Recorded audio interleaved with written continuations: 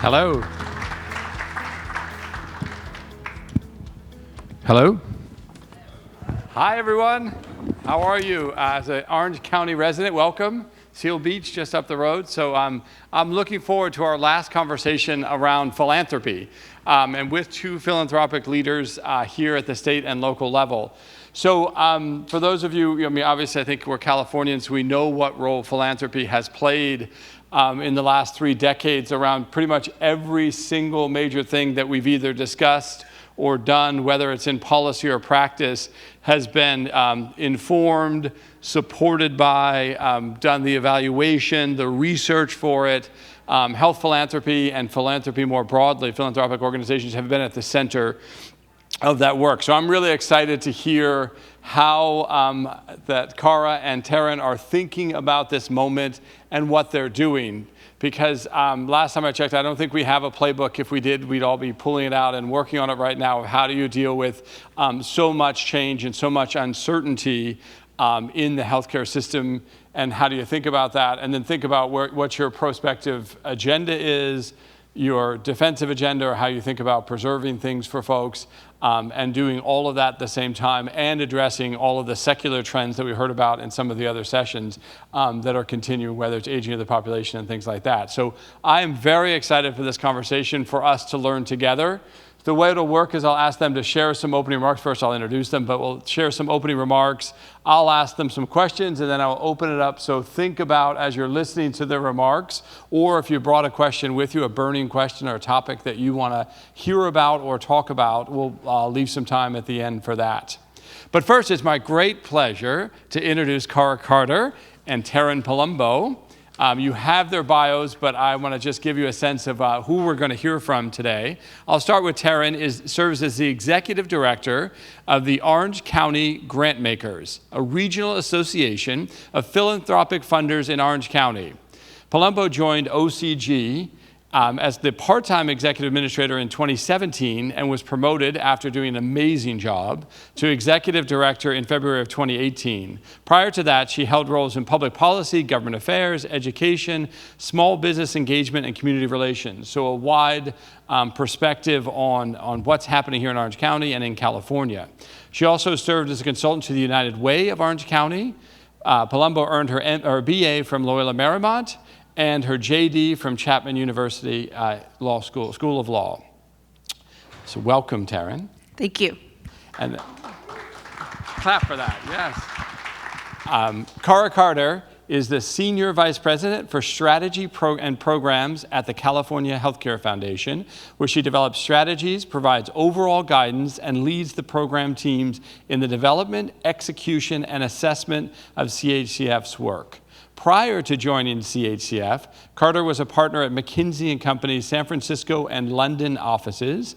She was a leader in McKinsey's Medicaid practice in the United States and supported public and private sector health systems in the US, UK, and throughout Europe. She received her BA from the University of Virginia, Wahoo, a master's in social anthropology from the London School of Economics and Political Science, and an MBA from the London Business School. Welcome, Cara. Thank you, Peter. So we're going to start with Cara just to give us some opening framing remarks of, from her vantage point at CHCF, what does she see, what are you doing, kind of how are you approaching this moment? Thank you, Peter. Hi, everybody. Thank you for staying to the end. Look, I've been here all day. It was a pleasure to listen to many, I think, very interesting, very insightful presentations today.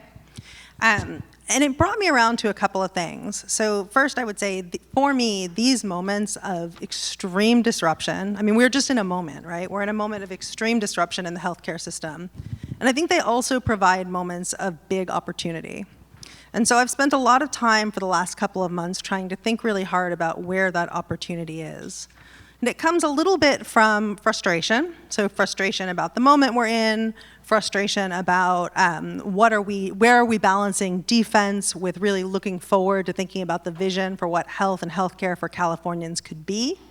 Where are there opportunities and things to live into? And I'll test out, just a little bit test out with you guys, see if this lands. I also have a personal experience as a patient. We all do in the healthcare system, right? So folks who know me well know that I'm 10 years into recovery from a breast cancer diagnosis. That comes with a whole host of ongoing medical care and conditions.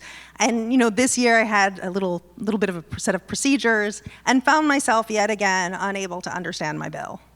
And really, let's laugh at that, right? I've spent 25 years working in health policy in the US, in the UK, in Europe, in Asia. I've worked with payers, I've worked with providers, I've worked with governors, I've worked with the federal government. I did not understand my bill.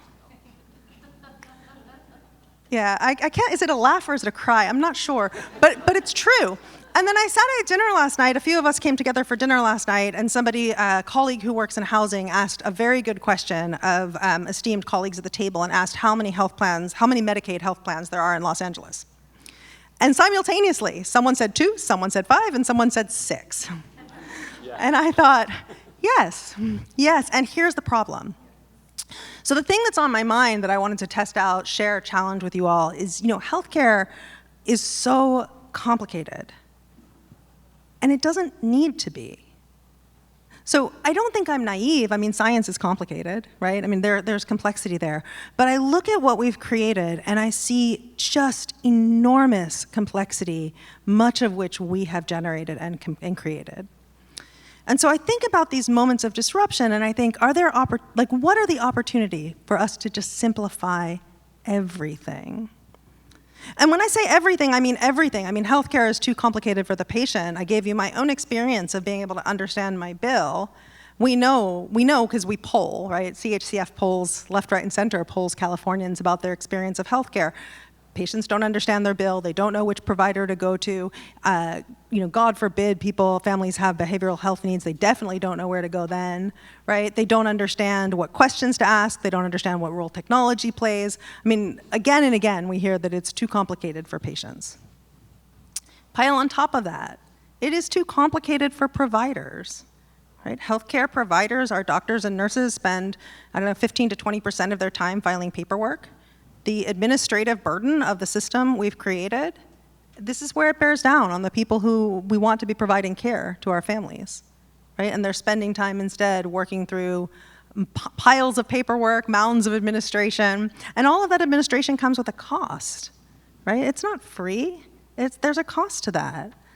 Healthcare is too complicated for our plans, our regulators, our state, right? Where those costs multiply, where employers have depressed wages for, 100 years because they're busy paying healthcare costs.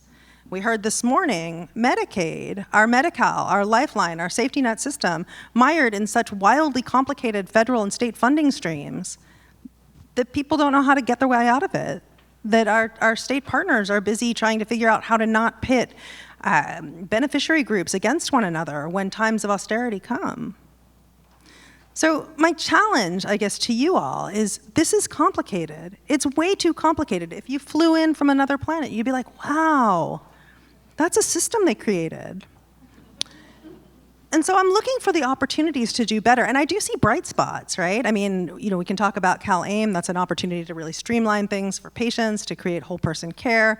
I think AI presents a huge opportunity to be thoughtful about technology and where we can relieve some of that administrative burden on providers. Data exchange, the governor just signed the data exchange bill, so hopefully that's on a path to improvement. I think there are opportunities. We're seeing payers and providers get together in a thoughtful way right now to think about metrics and measures and how we do that in a more consolidated way. But overall, I guess my question to each of us is, it's wildly complicated. It doesn't have to be. We create that system, and where can we together in partnership and in our own organizations start to look for solutions to simplify? Ditto. You simplified it. No, thank you.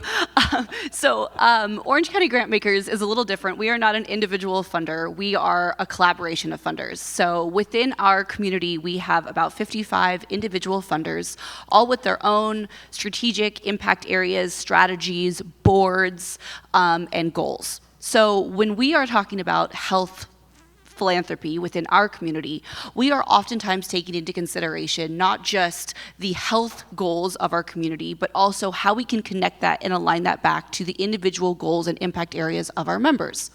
Within our collection of partners, we have many, many different ways of approaching a same problem, which leads to this idea of complications, right? So we are also seeing that sometimes it is the people who want to help who can actually make the situation even more complicated than it was before.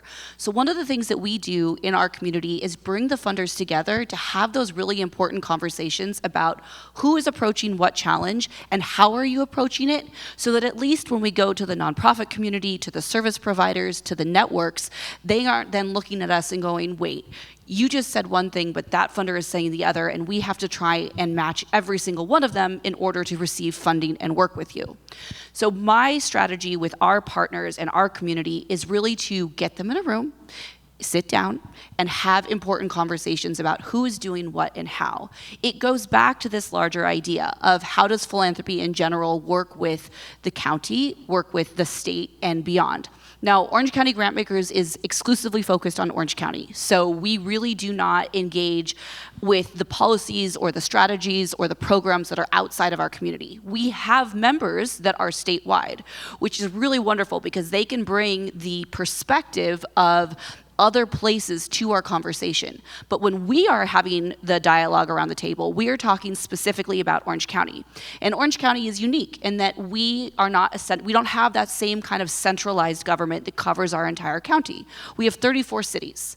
So we have 34 cities with 34 mayors, with 34 city councils who all have to figure out how they're gonna work with our board of supervisors and what that looks like.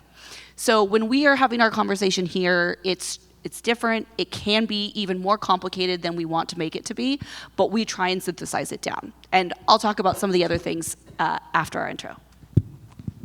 Perfect. All right, so we heard simplify. Now I'm going to this is my trick question for both of them. We're going to get to the secret sauce of philanthropy. We're going to get to the core issue.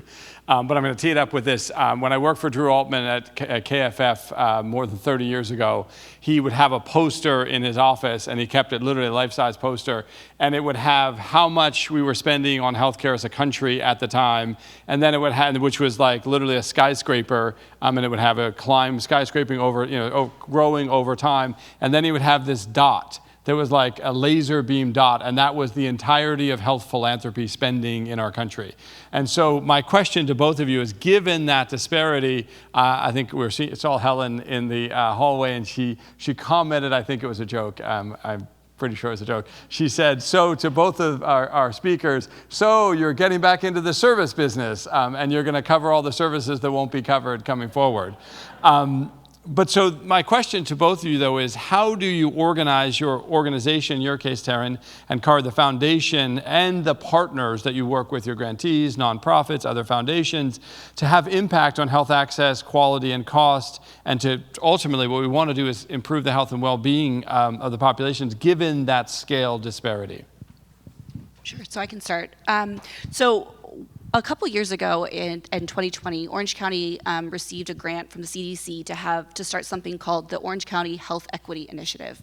And what it did was really ingrain in our community and with the nonprofits, with the county as well, this idea of social determinants of health, which I know many, many people are aware of. So this idea that health is not just your body, it's not just physical, it's everything else that contributes to it. So it's housing, it's food security, it's education, it's childcare, right? Everything that is going to go and impact the way a family is able to maintain their health, all those outside sources. So as we think about what philanthropy can do now, because you're right, there is no way that philanthropy can ever fill the gaps that are being cut right now. We are looking at where are those tiny little spots that we can plug the holes in the other areas that contribute or amplify the problems within healthcare. So that is looking to address budget cuts in food. That is looking to shore up local food banks with what they need and the strategy and the partnerships and collaborations that exist where people come to get help. So if you are somebody who needs food and you go there, you likely also need help in other areas, including perhaps with your healthcare. Instead of going to one place and then another, we're going to provide that philanthropic support so that you can have a one-stop shop to receive all those services. Now, is that going to solve the problem? No, but is that going to address a problem that is a barrier to health? We hope so. We're also looking at things like housing. We know that if somebody is not properly housed, if they do not have a safe space to go back to every single night, their health, their physical health, and their mental health is going to be impacted. So we're also looking at those aspects. How can we ensure that the affordable housing that is out there and the programs and services that attribute and support that area also take into consideration in their programming health aspects? Trying to make the dollars stretch farther. One of the other things one of our members is doing right now is looking at bridge loans. So no, we're not going to be able to fill the gaps of funding. If the funding goes away, I mean, that's a whole other problem that I know you guys have spent all morning learning about. But if there is a period of time where an organization or a nonprofit is looking to figure out what their new strategy of funding is going to be, how can philanthropy bridge that gap? How can we plug in 6 months of support to allow that nonprofit to figure out what to do? So many of our nonprofits had their dollars cut without any warning at all. It was like one day they were funded and one day they weren't. There was no warning. It just came out of nowhere. I mean, there might have been, some inklings, but it certainly hit our community in a way that they were not expecting. So trying to make sure we can say, look, we're here with you. We're going to give you the support you need to get your feet back under you, to figure out what your next strategy is, and to figure out how you can work together moving forward. Again, we're not going to be able to fill the gaps. We're not going to be able to address the bigger challenges, but we can hopefully support in those small areas to at least create a good baseline of support to get us through this time. Thank you. I agree with all of that too.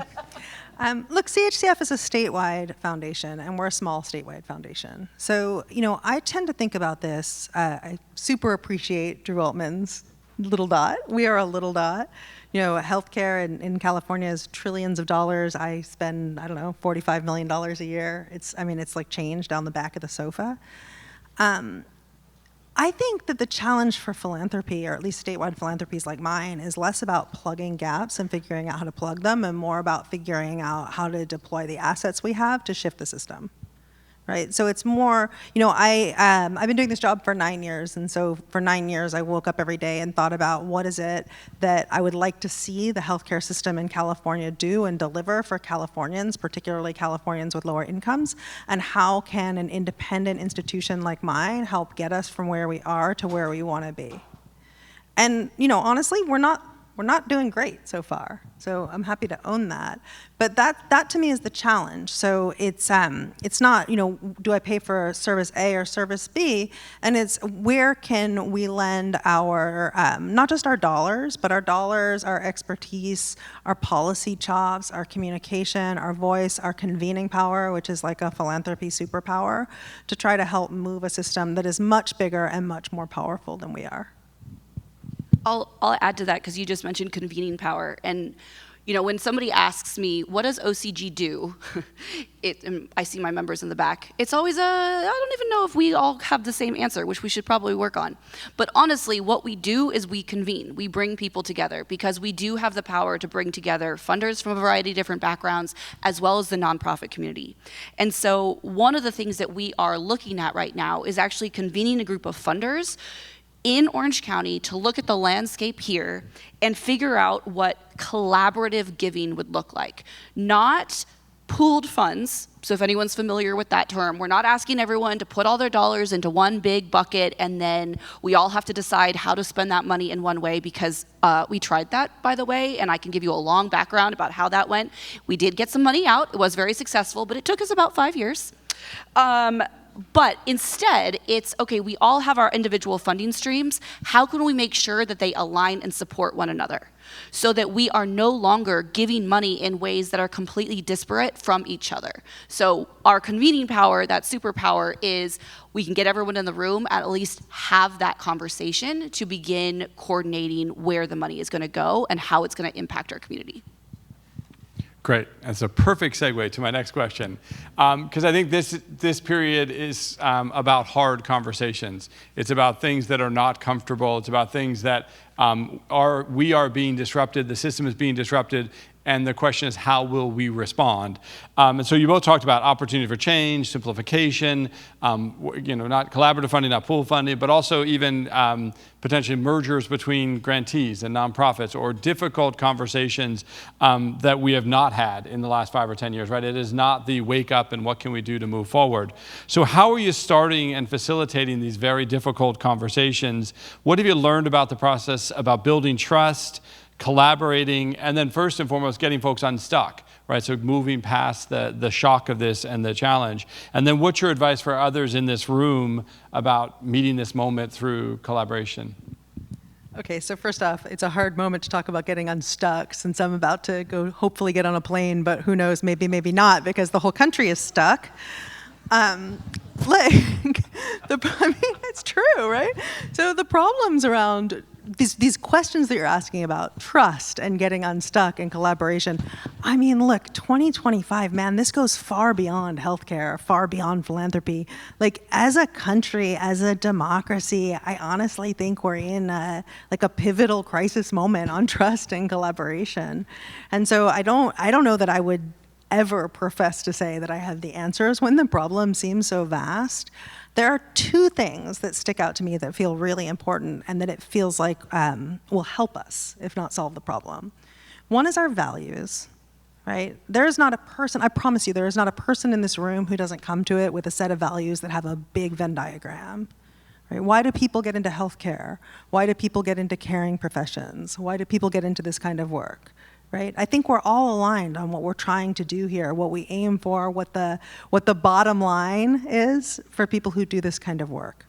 And I think when we bring ourselves, when we can try to divorce ourselves from the immediate interests of our organization, our institution, our job, and really think about the people that we're here to serve and the people whose lives we're here to impact in a positive way, I think that helps align ourselves. And I say that recognizing that it is one of the privileges of philanthropy to be able to do that, because those, I don't have the same kind of interests.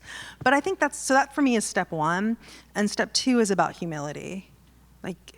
Wow, there's just a lot in the world right now. There's a lot to learn. There's a lot to learn from each other. There's a lot to learn from our fellow Californians and our fellow citizens. And I think if we can align on values and walk through the world with humility, even recognizing how great those challenges are of trust and collaboration, I think that's a starting point. I haven't been here all day, so I would like to just a show of hands. How many people in here are nonprofit leaders? I know there's one or two. Okay. Ooh, there's a lot of you. Okay, great. So then you guys all know when you say the word merger to a group of nonprofit leaders, that is a dirty word, isn't it? Nonprofit leaders, listen, we all understand that is a really hard word to think about. And so as we are in this moment where the fact and the reality is that there are not enough dollars to go around, and that is the hard truth, there are not enough philanthropic dollars to go around, there is this discussion of, is it time for certain organizations to merge? If you go at it that way though, that just really, this idea of values and trust, it doesn't engender it. So instead, what we're seeing is a partnership that leads into something more. A really good example is there's a housing nonprofit in Orange County that is working with a food bank nonprofit in Orange County that is working with a program services nonprofit in Orange County. We would never ask them to merge. What we have done, though, is seen, and they did this by their own volition, is they removed certain programs that weren't core to their individual mission and instead partnered with another nonprofit to which that was their core program. So the housing nonprofit now does housing, and when there is an issue around food, they still can give that resource, but they are not trying to run their own food program. They are now partnering with that nonprofit that does food as their specialty. It is a step towards that alignment and merging. Now, if merging happens naturally because they become and realize that their worlds are so overlapped that they really are just doing things in partnership and collaboration all the time, wonderful. But we're not going to come at it saying you need to merge because there's just too many of you. It's a conversation instead of how can you work together so that one grant from philanthropy can go farther. because the last thing we want is to be giving the same grants to the same types of organizations to have 6 different programs run. In Orange County, in the food area, there's a really wonderful initiative called the OC Hunger Alliance. The OC Hunger Alliance came out of the pandemic. It's 2 of our food banks and a food recovery nonprofit that came together and said, we will do better work if we work together. We can actually talk about how we can share food. We can talk about food storage. We can talk about our trucks. We can talk about if there's food over here, but we don't have enough, how do we get it to one another? Those organizations are not merging, but they have figured out that they are going to have more impact by working together. And now funders have been able to fund that alliance that then splits those dollars versus funding each of those food banks to far less impact. So we are seeing that necessity drives innovation. That happened during the pandemic in terms of the food situation, and now we're seeing that that is likely going to push additional types of innovation in the health sector as we grapple with the loss of funds. Sounds like they're simplifying. We're simplifying. This is real-time action, folks. So I'm going to ask you about, so we asked about the philanthropic conundrum, but now I'm going to ask you about the true paradox of American healthcare. We spend $5 trillion, and yet it's unaffordable for millions of Californians and tens of millions of Americans. So, and most of the statistics I've seen, I just saw some come out from you all today, which are great. They focus on Medicaid is losing 30 million, providers are losing money. I'd like you to talk about what some ideas that you all are thinking about working on to make healthcare affordable for people, like individuals and families, and then we can talk about other stakeholders. But talk about, in this moment where we'll have fewer resources, how do we move forward and make it actually more affordable? Do you want me to take that one? All right, look. Thank you for reading our stuff. That's great. Look, this question on affordability of healthcare is one that is clearly, I mean, it is the question, right? Part of my push on simplicity is because complication drives cost drives affordability. These things are not unconnected. Look out for us a little later this year. We've just launched a pretty big exercise on understanding from consumers what the drivers of unaffordability are of healthcare and what choices they're making to try to remedy. There are many different swings at trying to get to the root causes of why healthcare is so expensive, and so expensive particularly in the United States. And I've seen this cut about 100 different ways and 100 different solutions. I come up with probably 3 things that are at the top. And by the way, I look to all of you for the rest of the answers. So this is my first pass at it. One is related to where I started, so the administrative burden and complexity we put on. I don't know, I think it's running about 25% of U.S. healthcare on admin costs. Other countries spend 10, maybe 5. So we definitely drive up the cost of healthcare with all of our administrative burden and complexity that nobody's really enjoying. The second is we still have market failures throughout healthcare. We just do. I mean, we like to think we're rooting them out, but the bill that I didn't understand included like a $300 Band-Aid, so I don't know. I mean, that probably speaks for itself. I don't think that's an uncommon experience, so if you open a hospital bill, you're going to find lots of things that an economist would classify as market failures, not good uses of funds. And the third, which I actually think the state is probably trying to take a good handle on, is we underinvest in primary care and prevention, and we do that at our peril, right? Every dollar, I mean, we know there's mounds of evidence out there that every dollar spent on primary care and prevention saves the system money, and so those are my top 3. By the way, where most people go immediately is things like let's reduce pharmaceutical costs or specialty pharma costs, all needed to, not a big enough bucket to really move the needle. And part of the reason you talked about our focus on the system, I appreciate that can feel divorced from the pocketbooks of every Californian, and we need to do a better job communicating why it's not divorced. So in my role, I'm an employer as well as a foundation, and we can see for our employees the rise of our healthcare costs every year. That takes a big bite out of economic prosperity for Americans, and it takes a big bite out of American pocketbooks. I would just add on to this idea of the systems change. So when I mentioned earlier the idea of social determinants of health, what that really is saying is we need to address other things so that health isn't quite such a big thing. So the more we can do to invest and focus our attention on what impacts health should have the long-term impact of reducing the health outcomes that exist. So our strategy is to work with the county. We are working with our funders. We're working with our nonprofits to say, what can we do upstream to hopefully prevent anything from happening downstream? And that is, are we ensuring that our community is housed? Are we ensuring our community has the food they need? Are we ensuring our community has childcare so that they are not, so that families are not stressed all the time, because that all has an impact on health. So if we can start focusing on those human needs that we all have and addressing them, I believe that we can then reduce the healthcare costs that come out of it at the end. All right. Thank you both. So this is, I've been accused of being a wild optimist, so I'll be guilty as charged on that.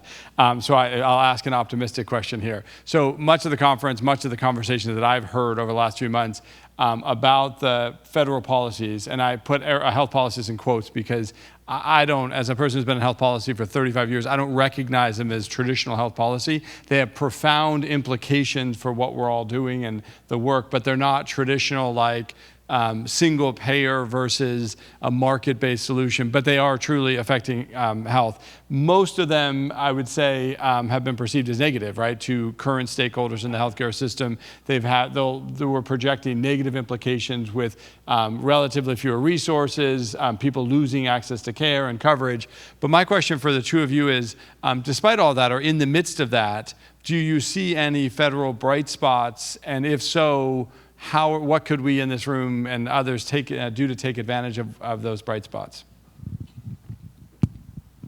So I will admit, it's been a struggle. I really struggled with this question when he proposed it. I think one of the bright spots is that when things get blown up, you can rebuild. So it's not like what was in existence before was fantastic. We know, as Kara shared, that there were just so many things wrong with the healthcare system already. It is my hope that this shock to the system, the shock to everyone's system, Democrats and Republicans alike, can remind us that people's healthcare and health issues are a core thing that we care about, no matter your political background. It's also a reminder that people like the Affordable Care Act. People like having medical insurance. They like it. You ask Republicans, people in rural communities, people feel confident and safe when they know that they have health care. So that, I think we can take that as a reminder, and we can take this time to say, look, what was working, maybe we shouldn't have blown it up, but we did.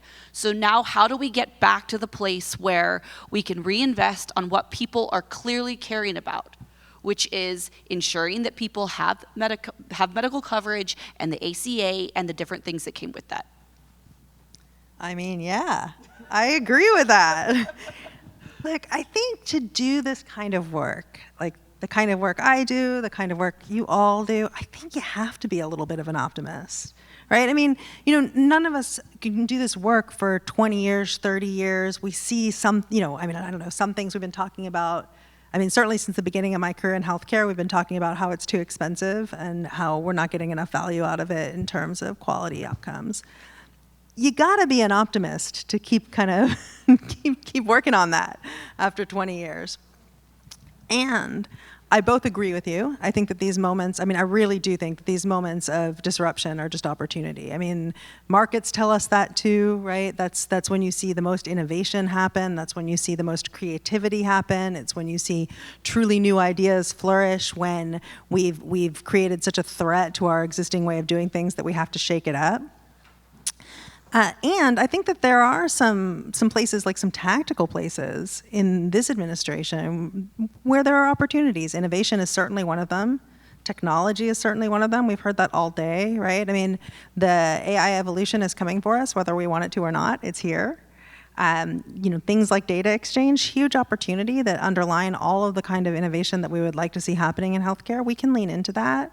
It is a moment for us to look with honesty and in a values-driven way about what didn't work about the systems that we live in and engage in today, and look for ways to make them better and improve them.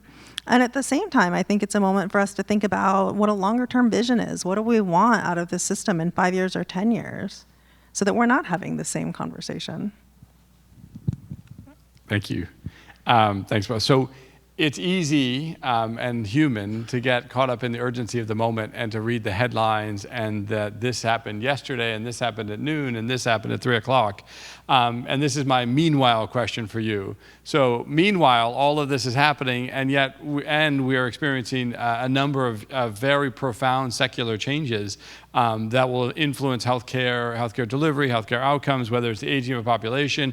We just heard about the workforce challenges, access to care, workforce challenges, issues in rural communities. Those are outside of the current policy environment, right? They exist within it, but they are their own trends that have been happening now for a while. So my question to both is, how are you addressing these secular trends and thinking about them? Carl, you just mentioned about taking a long-term view. How are you balancing immediate response, kind of rapid response things with working on these long-term secular trends?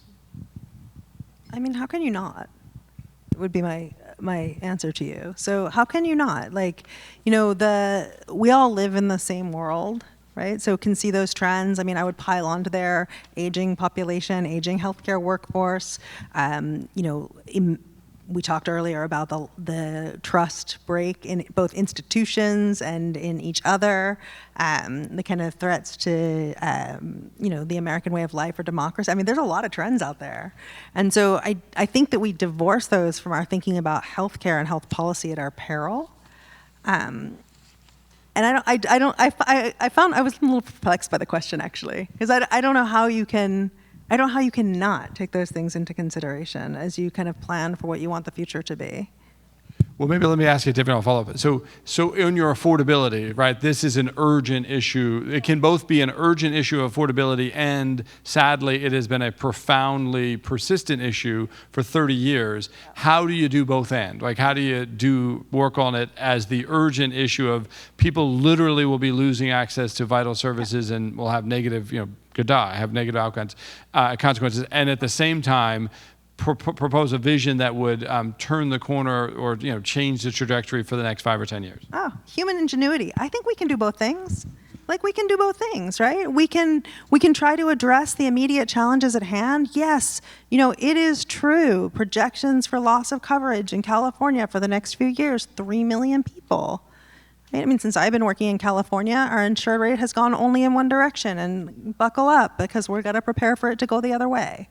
Right? We can work on those problems. We can work on the pragmatic things there. How do you try to keep as many people enrolled as you can? How do you solve 6 monthly redeterminations? How do you create processes that will help manage work requirements with a minimal loss of coverage? How do you manage new financing systems and the boatload of regulations that are about to come down on us from HR 1? We can manage those things while we're planning for a different future.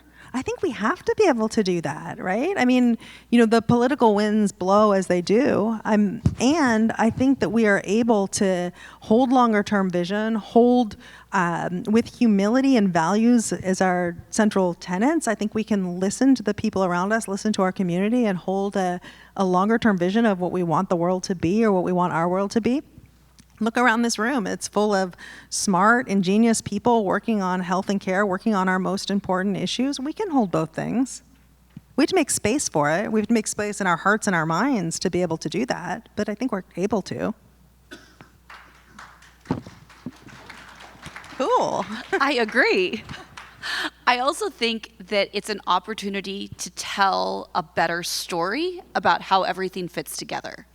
So sometimes the narrative around everything gets overwhelming, right? It's like crisis, crisis, crisis, crisis, and we get distracted, and everything feels very siloed, that we have a problem here, we have a problem here, and you're working on this, and you're working on this.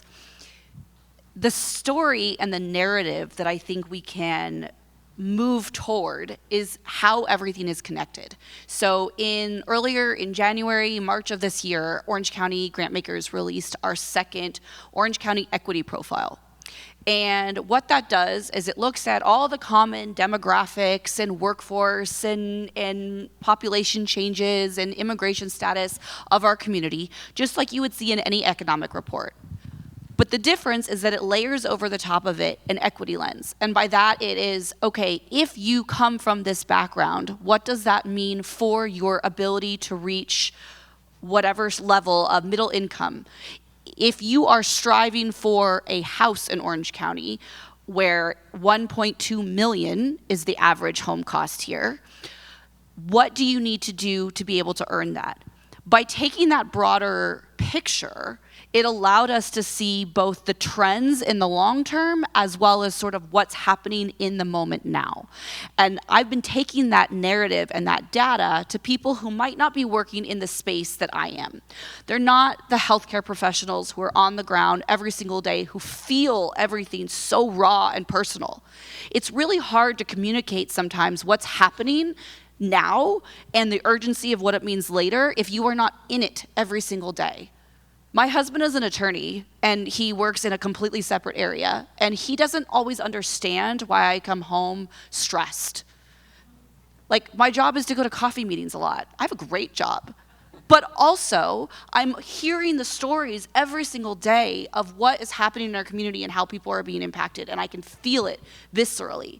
And so by taking that data and connecting it to the longer story, I think we have an opportunity to educate people far and wide in our sector and not about why it is important to look at the things now and why it is important to look at what's happening down the line. Excellent. Thank you both. So this is my moderator's prerogative. Get your questions ready because I'll be turning it over to you here in a minute.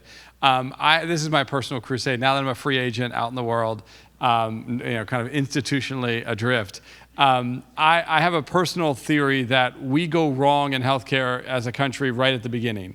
And by that, I mean we don't have outcome measures at the national, state, for Orange County, for others, that are meaningful for humans who are receiving the services. We are flooded with outcome measures that we use to pay one another and to hold one another, stakeholders, accountable. But I don't see measures that the person, what's your life experience? Were you helped by this service? Did you get to live the life that you want? And the system has not been anchored to that. And then the second component I think we're missing is real accountability. If you've seen any study on value-based healthcare, it's like directionally correct. This is the right thing to do to pay for outcomes, pay for value. Too little money is on the line. The measures don't actually work effectively. It's too small of everyone's practice. It doesn't have real accountability. So as my moderator's part, that is my vision of the world, Peter Long's vision of what I would put on my top of my list. Does that resonate for either of you? Does it fit into your work or not? And think about just how do you all think about outcomes and accountability?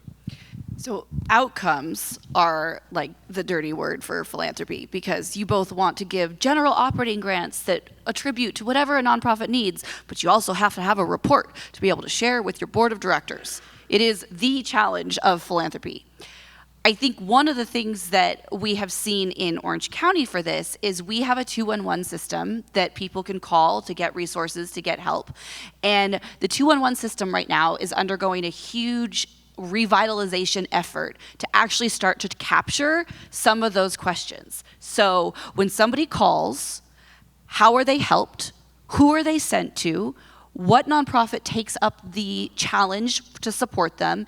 And then what happens to them afterwards? That is something that has not been fully utilized for a very long time. So we're actually working towards that. I am not the expert on it. We have an amazing leader who is the lead for 211, who is incorporating technology and data and all the things that you need to be successful. But it's my hope that not only will that data be able to tell the community at large how our county is responding to the need, but it will also allow those nonprofits who are part of that network to then share back to the funders, look, this is how we engaged with the county network of helping our community, so that we have that information back, so that The funders don't always have to say, we need a specific report for us. They can say, we need to know how you fit in with the larger system. So CHCF is a healthcare funder. Outcomes are not a dirty word for us at all. Yeah, I mean, look, this to me speaks to where I started on simplicity, right? How do we pay for care? What are we paying for? Are we paying for widgets? Are we paying for outcomes? Are we paying for improved life? I don't think the problem is that we need new measures. I actually think we are, my friends at Picori would say they've got lots of those measures that you're just describing, right? We've got measures coming out the wazoo. The problem we have is that, like, how do you know if you're a provider and you're in 9 IPAs and your 9 IPAs are in 6 plans and your 6 plans are, have, 10 different purchasers, and then you've maybe got like a little Covered California thing going off to the side. How do you know which outcome measures to pay attention to? And maybe they're like a little aligned, but maybe they're not quite aligned, or maybe the calculation's done a little different way, or there's like a little bit of a different denominator for, for one purchaser or payer. So if we want to use payment to drive behavior change, or to drive the way clinicians turn up with patients, or to drive what, ultimately what you're trying to get at, which is what is a patient's experience of care, we gotta figure out how to do that in a more aligned way. And for me, that comes back to the principle of putting aside our individual, organizational, and institutional frames and thinking about the collective good. And actually, I can bring that back to your piece on pooled funds, because I think that's the exact same disease, but in our sector, right? Why does it take 5 years to move money in a pooled fund, and it takes me 3.5 weeks to move it myself? Exact same problem. Because I'm not willing to sacrifice a little bit of my exact priorities or the exact way that I want the outcome to be framed, to do so in collaboration with others that allows us to have more impact, or to do something that moves a whole system. So that to me is it's the exact same problem, different sector. Perfect. All right. So I got my question. You all, it's your turn. So we have microphones in the back. So if you raise your hand, we'll bring it around and take your questions now. Who's got I can have a 20 more, so here we go, right here, in the front. Save me from Peter's 20 more. Hey, Matt Piratano, LA Care Health Plan. I think what you're saying, Cara, is right in line with something that I'm always preaching, although I could be projecting, I don't know. So what I think a lot is the market-based system that we have doesn't work. But, that would simplify things. You're talking about 9 IPAs, 6 health plans. How do we turn that off, though? That's the problem. I don't know if you have the answer. I mean, wish I had an answer to that. Look, I mean, I will say, sometimes when I talk about this, people think that I'm trying to point towards we must move to a single payer system or something like that. That's not what I'm saying. That to me is a separate conversation. I think that if you don't solve the kinds of process and everyday complexities that I'm talking about, it wouldn't matter if you were in a single payer system or not. And I can say that I worked for a very long time in the UK, a single payer system full of complexity, right? Full of it. Multiple payers within a single payer system, multiple different ways to create budgets, different kinds of outcome metrics, different ways to pay.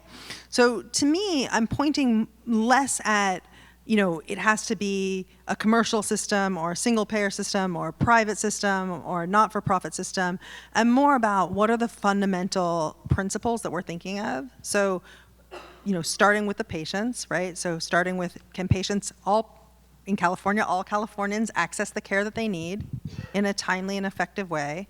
Are our providers able to spend the time that they want doing the things that they want to be doing, which is caring for patients? That is what they train to do. Are our administrators and systems and plans and regulators able to do that in the most seamless way possible that isn't creating additional complexity for themselves and for patients? How you untangle the current system, I think, is a question for lots of smart people. I'd love to be part of that conversation. I don't pretend to have the answers, but I think you start by thinking about what are those day-to-day experiences and what could they be. Hi, Sabra Matovsky with Healthcare LA IPA.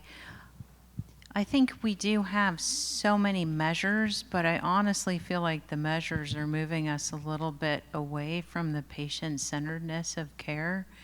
And that, I had one of our health centers, and the patient complained and said that they thought that the health center was committing fraud because the health center was trying to get them all of their preventive tests and labs and immunizations, and that's not what the patient came in for. That's not what they wanted. But the pressure to hit those measures and perform, because those are the outcome measures, is how many people had a mammography and a flu shot and everything in between, that, all of that becomes a checklist that the provider has to do. And I do think the patient-centeredness of, actually feeling like you went in for a specific problem and your doctor had the time and attention to take care of what you thought you needed. And we're definitely superimposing an awful lot of extras that in some cases the patients are like, what? This isn't this. I had no sense that this is what I needed. And here's all this crap that they want me to do, So I think the truth is really in the middle, with so many outcome measures that I almost feel like we're losing a little bit of that patient-centeredness. The thing that comes to mind for me, and, disclaimer, I am not a doctor, so I want to be really clear on that. But the question I would have is that a problem of ordering too many tests and too much preventative care? Or is it a problem of us being able to communicate with a patient why that is important for them? Right? Not for our billing or our outcome measures, but, Dr. Long, do you understand why it's important that you have your colonoscopy? Yeah, you didn't come in for that? Really? Shocking. No, but that's, I think that's... To me, that's the question, and I mean, it's a funny example, but it's not, because if I think about the list of preventative care things that I would have happily foregone, right? But for me, that saved my life as somebody who had cancer and didn't really. I mean, I declined that early mammogram a lot of times. I don't know. I think it's a both. I think it has to be a partnership. Other questions?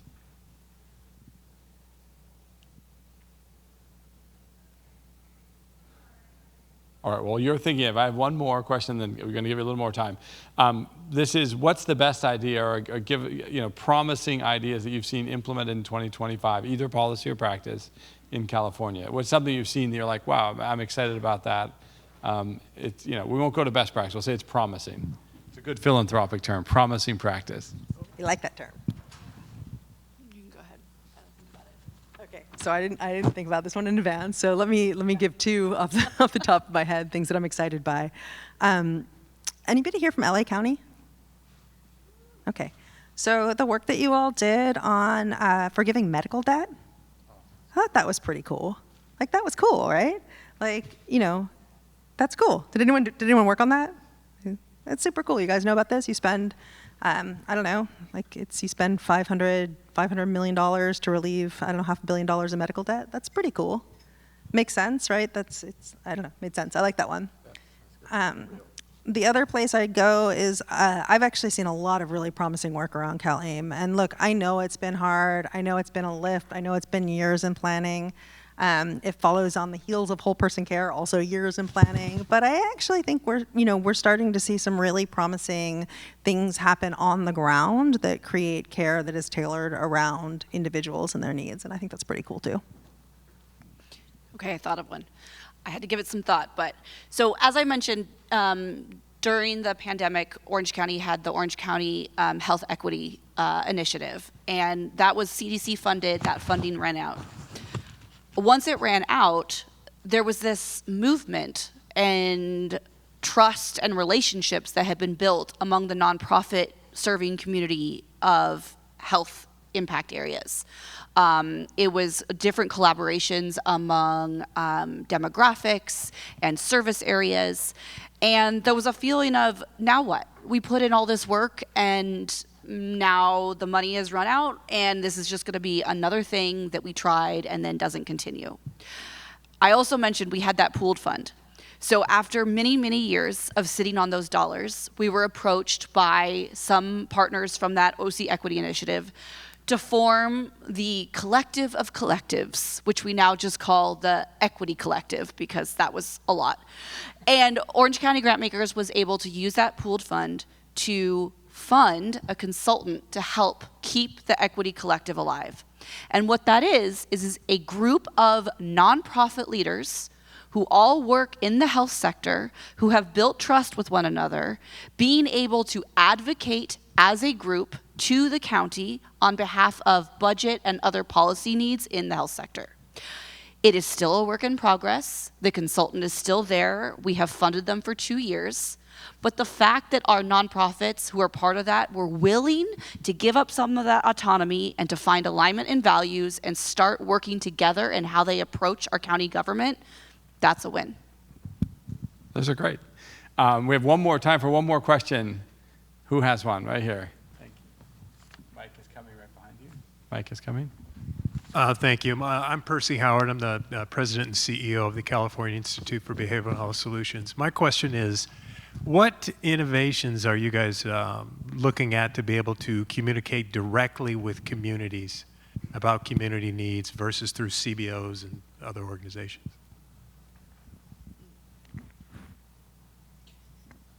I have to be honest, we do work with our CBO partners. Our perspective from Philanthropy is that the CBO partners who are on the ground know best, and they're the trusted messengers and trusted entity that the community will share their challenges and needs with, and that if we try and reach out, it is a disparity and inequity in power and feeling and dynamics, and that's not our role. So we choose to work with the CBOs on the ground because we feel like they have the voice of the community. I agree with that. And I'm curious, I don't know if it was sitting behind your question or not, but I'm curious, I'm actually curious from the room what other folks are seeing in terms of better ways to reach directly to people. I think, most of CHCF's audience is you all. And even amongst all of us in the room, the ways that we take in information has changed dramatically in the last 5 years, right? Where we look to for sources of information, what kind of information we trust, how much we're prepared to set aside our mind share to engage with information, right? I mean, we used to put out 30-page papers. Now we're like, can we get into a TikTok length video? So I think that the way that collectively we all take in information is changing. And I think that sources, like trusted sources of healthcare information, are changing dramatically. And so we tried experimenting with, a bunch of things internally for how we put out information, but also different ways of like community-generated referrals or community-generated feedback based on healthcare, of healthcare systems. A lot of different experiments out there. I'm not sure I would say I could point to one and be like, that's the answer. And I think that partly reflects our positioning of wanting to work with our partners, and also partly just reflects the immense change that information is happening, the immense pace at which information is changing, and the immense pace at which the channels of received information are changing right now.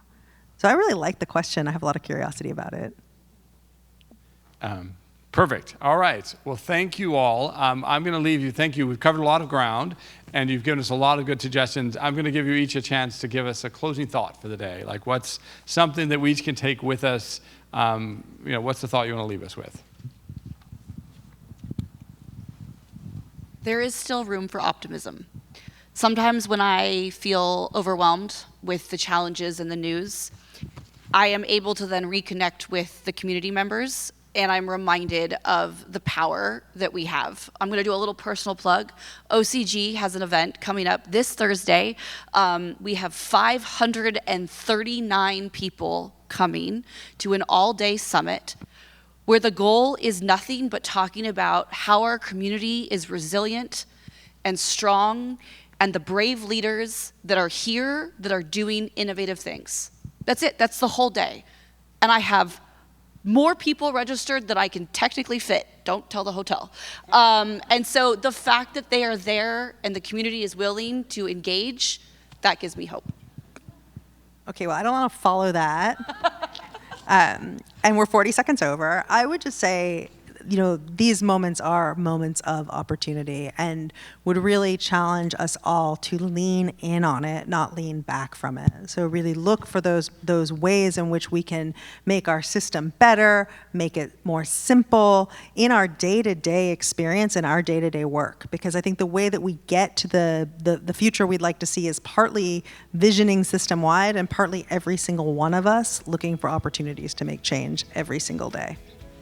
Perfect. A great way to close. Thank you, Taryn and Cara, Thank you, Peter. for leading us here and leading us out there. Thanks, everyone.